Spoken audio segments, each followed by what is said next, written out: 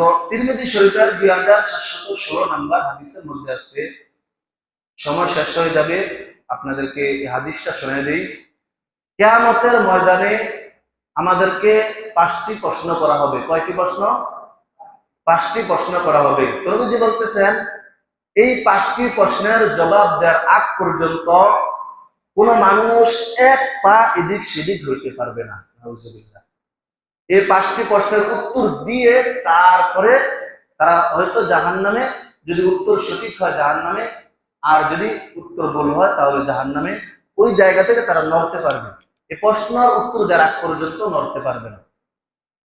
1 নম্বর, আল্লাহর হাবিব রাসূলুল্লাহ সাল্লাল্লাহু আলাইহি ওয়াসাল্লাম বলতেছেন, জীবন কোন কাজে লাগাইছো? আল্লাহ তাআলা কিয়ামতের ময়দানে প্রশ্ন করবেন, তোমাকে যে আমি মালিক জীবন দিয়েছি, এই জীবন কোন কাজে ব্যয় করেছো? এখন আমরা যদি বলি, মালিক দুনিয়ার জন্য আমার বড় একটা ব্যবসা ছিল, বড় একটা দোকান ছিল, ওই দোকানের মধ্যে আমি সময় ব্যয় করেছি। যদি আমরা বলি, মালিক আমি অনেক পরিমাণ ফসল দুনিয়ার জমিনে করতাম, ওই ফসলের কাজ করতে করতে ওইখানে আমি অনেক সময় ব্যয় করে দিয়েছি, আপনাকে সময় দিতে পারি না, আপনার আবাদতে সময় দিতে পারি নাই। আমরা যদি বলি, মালিক আমি সারাদিন গাড়ি চালাইতাম, গাড়ি চালাইতে চালাইতে আমার জিন্দেগির সময়গুলো শেষ করে দিয়েছি, আপনার আবাদত বন্দি করার সময় পাই নাই। আমরা যদি বলি, মালিক আমি দীর্ঘ সময় ধরে প্রবাসে ছিলাম, প্রবাসে থাকতে থাকতে জিন্দেগির অর্ধেক সময় ব্যয় করে দিয়েছি, আপনাকে সময় দিতে পারি নাই। মালিক বলবে, না না, আমি তো তোকে এই জন্য সৃষ্টি করি নাই, আমি মাওলা এই দুনিয়া সৃষ্টি করেছি, দুনিয়ার সব সৃষ্টি করেছি আমি মাওলা, তোকে সৃষ্টি করেছি। দুনিয়ার ব্যবসা আমি মাওলা দিয়েছি, দুনিয়ার খেত খামার জমি জমা আমি দিয়েছি, দুনিয়ার দন দৌলত সব কিছু আমি দিয়েছি। রিজিক আমি মাওলা খাওয়াইছি। অসুস্থতার মালিক আমি আল্লাহ, সুস্থতার মালিক আমি আল্লাহ, হায়াতের মালিক আমি আল্লাহ, মৌতের মালিকও আমি আল্লাহ। কিন্তু আমি মাওলা তো বলেছি, মা খালাকুল জিন্না ওয়াল ইনসা ইল্লা লিয়াবুদুন, হে আমার বান্দা বান্দি সকল, তোমাদেরকে দুনিয়ার জমিনে পাঠাইছে আমার গোলামি করার জন্য, কিন্তু তোমরা আমার গোলামি না করে কেন দুনিয়ার গোলামি করেছো? আজকে তোমরা এই হাশরের ময়দানে ফায়সালা হলো, তোমরা আমার জান্নাতে না গিয়ে আমার জাহান্নামের মধ্যে চলে যাও। নাউজুবিল্লাহ। কোথায় চলে যাও? জাহান্নামের মধ্যে চলে যাও। আর জাহান্নামের মধ্যে চলে যাও এটা তো সাধারণ কোনো কথা নয়, কারণ জাহান্নাম এত পরিমাণ ভয়াবহ হবে যে আগুন এত পরিমাণ তাপমাত্রা হবে যে শরীরের পুরা শরীর নয়, শুধু একটা আঙ্গুল যদি জাহান্নামে দেওয়া হয় পুরা শরীর পর্যন্ত পুরে সারখার হয়ে যাবে। নাউজুবিল্লাহ। এত পরিমাণ তাপমাত্রা জাহান্নামে হবে। আর এক প্রকার শাস্তি নয়, বিভিন্ন প্রকার শাস্তি জাহান্নামে দেওয়া হবে। এরপরে নবী করিম সাল্লাল্লাহু আলাইহি ওয়াসাল্লাম 2 নম্বরে বলতেছেন, যৌবন কাল কোন কাজে ব্যয় করেছ? কি কাল? ওই যে বলেছিলাম যৌবন কাল কোন কাজে ব্যয় করেছ? এই জন্য যৌবন কাল আল্লাহর রাস্তায় ব্যয় করা, আল্লাহ কাজে ব্যয় করা, আল্লাহ তাআলাকে দেওয়া, আল্লাহর ইবাদত বন্দেগী বেশি বেশি করা। হ্যাঁ, যৌবন কালে আমরা ব্যক্তিগত কাজকর্ম তো আমরা করবই, কিন্তু যতটুকু সম্ভব কমপক্ষে আল্লাহ তাআলার ফরজ হুকুমগুলো, 5 ওয়াক্ত নামাজ, রমজানের রোজা, যদি হজ করা যায় হজ, যাকাত করা যায় যাকাত, কমপক্ষে এই কাজগুলো তো আমাদের করতে হবে। কারণ আমরা তার 24 ঘন্টা ইবাদত বন্দেগী করার জন্য আল্লাহ তাআলা বলেন, আল্লাহ তাআলা যদি আমাদেরকে রিজিক দেন আর আমরা যদি আল্লাহ তাআলার ইবাদত বন্দেগী করি, তাহলে আল্লাহ তাআলা আমাদেরকে 1 ঘন্টায় যে রিজিক দিবেন। আর আমরা আল্লাহর ইবাদত থেকে দূরে থেকে আমরা যদি সারা দিনও পরিশ্রম করি, আল্লাহ তাআলা যদি না দেয়, তাহলে আমরা কি রিজিক পাবো? পাবো না। হাজার চেষ্টা করলেও রিজিক পাবো না। কিন্তু আল্লাহ তাআলা যদি দেয়, তাহলে আল্লাহ তাআলা 1 ঘন্টা লাগবে না, 1 সেকেন্ড আল্লাহ রিজিক দিয়ে দিতে পারবে।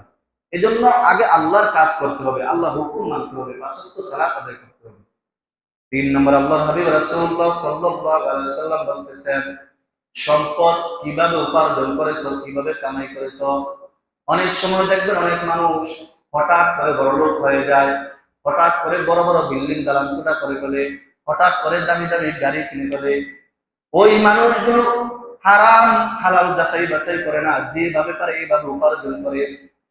কিয়ামতের ময়দানে আল্লাহ তাআলা বলবে, বান্দা তোমাকে তো হারাম পথ উপার্জন করার কথা আমি বলি নাই, দুনিয়ার জন্য এত বড় বড় বাড়ি করার জন্য আমি বলি নাই, গাড়ি কেনার জন্য বলি নাই, আমি বলেছি হালাল পন্থায় যতটুকু পারো ততটুকু উপার্জন করো, নিজে খাও, পরিবার পরিজনকে খাওয়াও। কিন্তু হারাম পন্থায় কেন উপার্জন করলা এই প্রশ্ন উত্তর আল্লাহর কাছে দিতে হবে। চিন্তা করেন, আমরা দিন রাত 24 ঘন্টা যদি আমরা হালাল নাই হারাম নাই সারাদিন খালি খালি কামাই করি, কিন্তু দুনিয়ার জমিনে আমরা যতটুকুই ভোগ করি সুখে হোক দুঃখে হোক, কিন্তু কিয়ামতের ময়দানে হিসাব দিতে হবে। যদি আপনার উপার্জন হালাল হয় তা তো কোনো সমস্যা নেই, আলহামদুলিল্লাহ। আর যদি হারাম হয় তাহলে এই জবাব আল্লাহর কাছে দিতে হবে। 4 নম্বর, আল্লাহ নবী রাসূলুল্লাহ সাল্লাল্লাহু আলাইহি ওয়াসাল্লাম বলতেছেন, সম্পদ কোথায় ব্যয় করেছো? আমি তোমাকে যে সম্পদ দিয়েছি এই সম্পদ কি হালাল পন্থায় ব্যয় করেছো না হারাম পন্থায় ব্যয় করেছো?